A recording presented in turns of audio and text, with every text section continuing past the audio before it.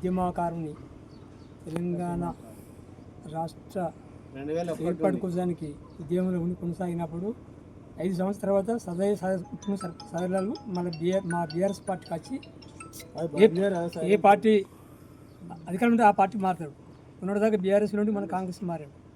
మారి ఆయన 25 లక్షలు పెట్టి ఓడిపోయాడు.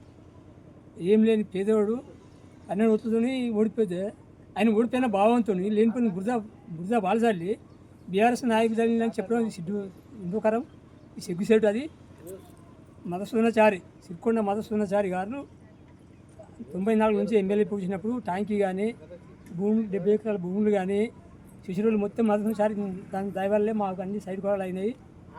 ఎవరు తట్టిని మట్టిపోయలేదు.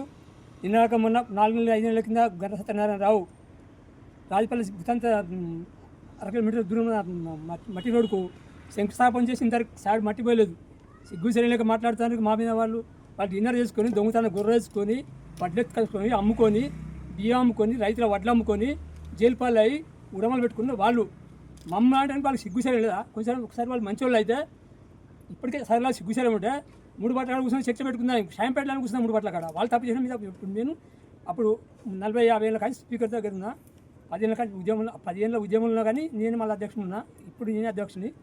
ఇదైతే చెప్పడం సిగ్గుసాడు. ఆయన ఒక సర్పంచ్ గుండి ఇట్లా అనబడు ఆయనగా సిగ్గుసాడు. ఇది మంచి పద్ధతి కాదు. ఆయన గుణం మార్చుకోవాలి. గుణం మార్చుకొని మంచిగా కలిసిపోవాలి. అందరం గ్రామంలో మన గ్రామంలో మనం అభివృద్ధి చేసుకోవాలంటే వాళ్ళు మంచి సంప్రదాయంగా ఉండి అందరికీ సమానంగా ఉండాలి అనేది నా ఆలోచన.